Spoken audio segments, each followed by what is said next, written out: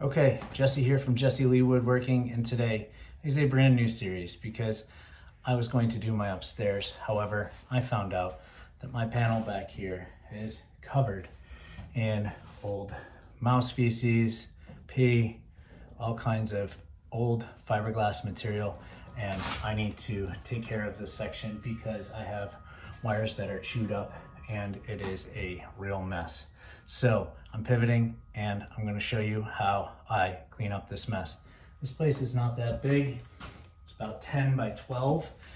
3 of these walls are insulated in a very poor fashion, and it is the primary reason why I am actually fixing this problem.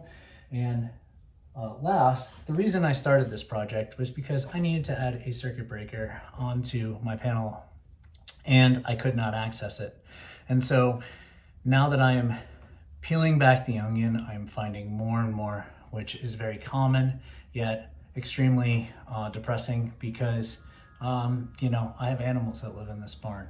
So I'm here, I have to fix this now before a fire is started. So I'm going to start the demolition process. Then from there, I'm gonna get out all of the old material and then start cleaning out and then rebuilding back in. So come follow along. Let's get started.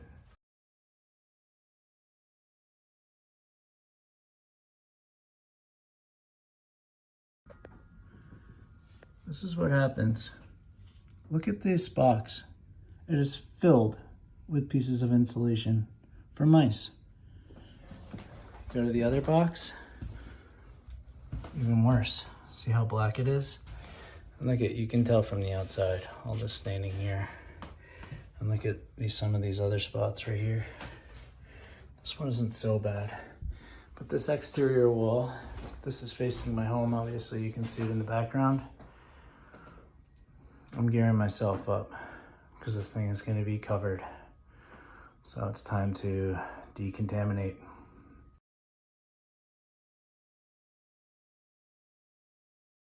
But now that I have basically everything exposed, you can see, you couldn't even dream this up if you tried, because this is what years of infestation looks like when it's uncontrolled. And that's the reason why I have barn cats. This stuff looks pretty old. This doesn't even look like it's been worked in probably some time, likely because of my cats. But you can see there's just so many different things that came out of this. Down here, see all this white dust? That's been showing up quite a bit. It's over here in this corner too. I had a ton of powder post beetle activity over here, and I can see over the years it's really deteriorated it, but nothing really compares to how many mice probably have lived in here. And just inside all of these boxes, it's such a fire hazard. I'm actually just really surprised this place hasn't exploded. And I'm really thankful. Look at that wire. Exterior coating is completely gone. We got a random junction in here. This is what happens when you expose. All right, day 2, checking in. Even though I had eyewear on yesterday, I still was able to find a way to blast myself in the inside of my eyeball. So listen, renovation, deconstruction, cleaning up. This stuff is nasty, dirty. Like, wear the right protection. Mask, glasses, gloves, the whole gamut. This is literally 30 years of mouse shit, squirrel shit, whatever it is. It's not good for you. So take care of yourself. Today, this wall here, and to get rid of this ridiculous idea of a closet. I mean, why you would even put this after all of this stuff here. If you ever put a coat here, you're just making more nesting material for them to live in their stupid fucking mouse hotel that they have right here on my wall. And it's probably 10 times as bad, if not equally as bad, in this wall and the wall here on my left. So I'm gonna get these opened up. This is the first step in this process. I'm gonna try to do it as fast as possible. Get everything exposed, isolate where the problems are, and then go ahead and go forward. So let's go ahead and get started. I'm utilizing the Sawzall this time, make quick work of some really easy parts of this deconstruction. So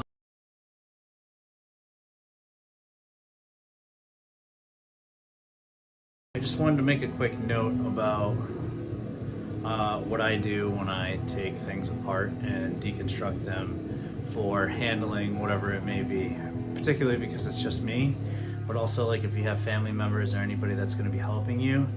I generally just take my hammer, or I actually take the entire board and I put it on the ground and I step on it and I push all the nails at least down in one direction. It's a really good way to make sure that you're not always sticking your hand, or if you're stepping on things. There's 1,000 nails around here right now, so now I have to get that 2x12 off just to take off that board and all of the boards that are on this wall. And if I want to do that, then I have to take off that board, because there are huge lag screws that hold these boards on. Now, why there is a 2x6 there and not a 2x12 like all the rest doesn't make sense.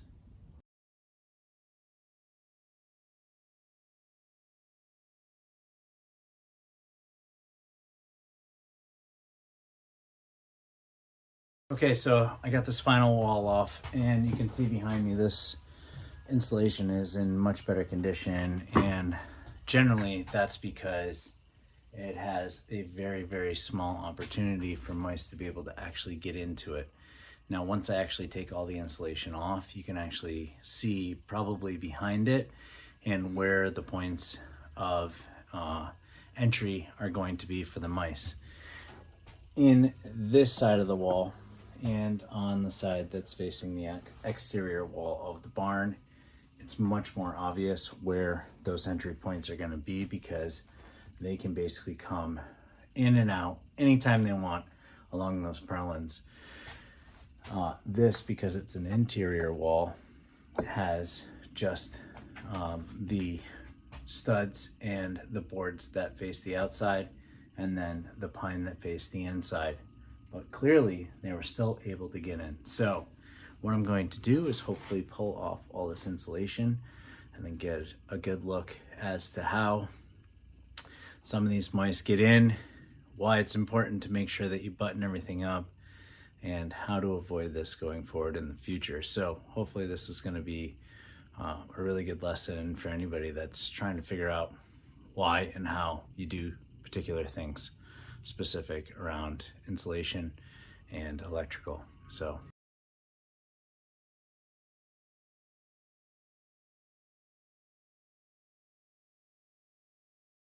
I am checking in on a very long second day of deconstruction, demolition, decontamination, and assessment for my tack room here in my barn.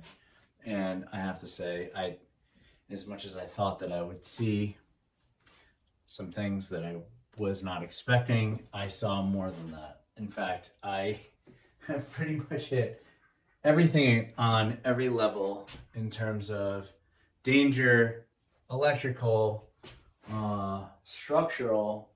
I really have hit the entire gamut. And in fact, this is my exterior wall of the right front corner of my barn. So there's a window here, all right? You look at traditional framing for windows, you see none of that, right? There is no header, there's no jack, there's no nothing. So you see these corner braces here, yet when I look up into the wall, they're supported by absolutely nothing. So whoever created this made a really cool design that nobody would ever see, yet also has absolutely no structural stability or effect. So it was a giant waste of time. And on top of that, what I also learned is I've been doing framing construction for over 30, 20-ish years now. I have never done horizontal framing. Yet here, and what I've also learned, because I looked it up, is that some people do horizontal framing in barns. Yet a majority, if not all of it, is all exposed. So here it is completely hidden, yet it provides absolutely no level of structural stability. It has absolutely no place here. I have insulation. I have boxes here for my outlets. It is a mouse hotel, starting from the ground up. We have 5 floors of luxurious space for mice and squirrels. The squirrel hotel, may I point out, is right at the top level. That is where all of the leaves and large twigs and really big nuts are stored. So just in case if you're looking for a place to store anything, that's exactly where that's going to go. It's going to go right up here at the top of this hotel room.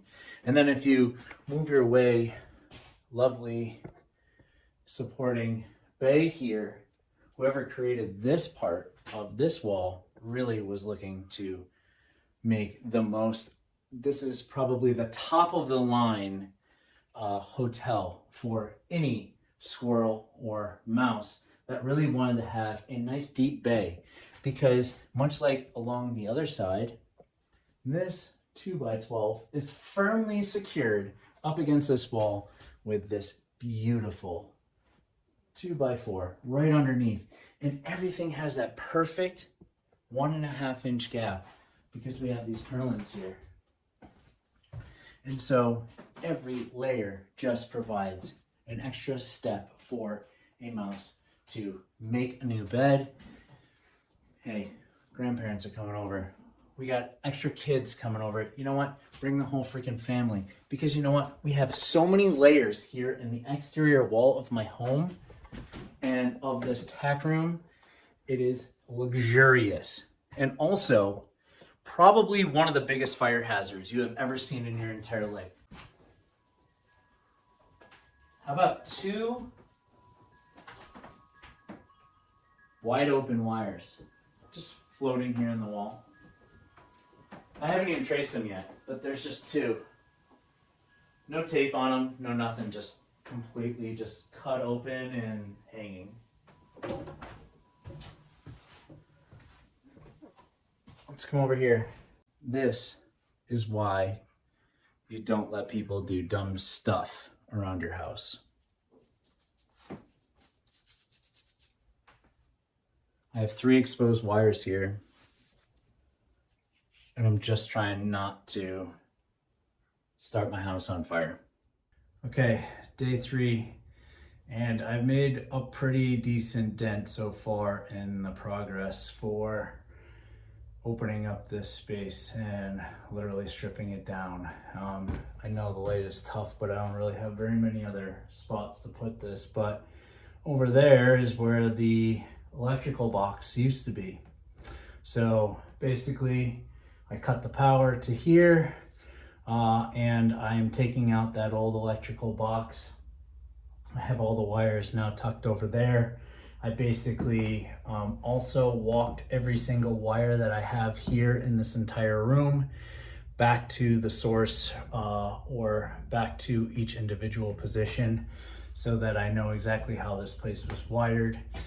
And now that I have everything basically completely exposed, I'm going to start ripping down all of these individual bays to basically rebuild it from the inside to this room. And so the only thing I'm really going to leave is the outside boards. And I know I've mentioned this a couple of times. I've been calling these purlins, but it's been a while since the last time I did some construction and started naming actual parts and pieces, but these are actually called girts. So girts are for walls and purlins are for roofs. I tend to just not think too much and just start pointing and saying things. But in any event, it doesn't really matter. They still have the kind of structural part and play in this particular setup. But all of these horizontal beams are getting the hell out of here. It is basically creating a space for animals, and I am eliminating that. I will walk some of the process for how I'm going to start this, build this back up. But for right now, I have no power in here, so light is a little low. So I'm just gonna kind of show quick snips as I get this completely demolished. And then I will start to show as I build up. But I'm really focused particularly around where the electrical box is, mainly because I don't have any power in here. So the sooner I can get this particular wall buttoned up in the way that I want it, the faster I can get the panel on there and I can start actually adding new wires and getting the circuits going again. So that's where I'm gonna focus my energy.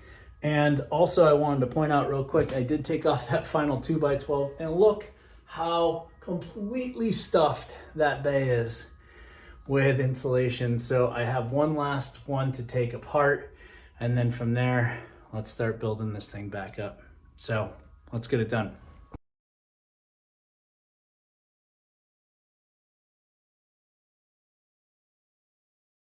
Okay, so I'm just gonna cut in real quick and tell you what exactly I'm doing now. So here is where my electrical box is gonna go. And you can see basically I have some plywood on the wall. The idea with this is I have 3/8 inch plywood. I'm gonna put that right up against these girts on the wall. So I'll use that as nailing. I have these size 4 1.5 inch galvanized nails that I'm just gonna hand pound in. Structurally, that's just going to be a backing and a nice seated position now for the new wall that I'm basically going to be building in and protected away from any mice. I don't care what happens behind this board or along this wall on the outside. It's where the girts are and it's where the pine is. So much like I am doing upstairs, I'm creating a barrier between outside and inside. And from here, I'm going to build the wall in. Therefore, I'm going to then put the 2x6s. I'm going to strip out the 3/8 that I furred this in with that backboard. And then I am going to reset the panel up against that wall. I bought 1/2 inch NGX rigid foam board that I'm going to use to secure the back of the electrical box 2 to give me a nice watertight air barrier and keep condensation off of the back of the panel. And I'm going to do this right. So I'm going to go ahead and finish this, and hopefully I will have this box ready to be mounted today before the sun goes down.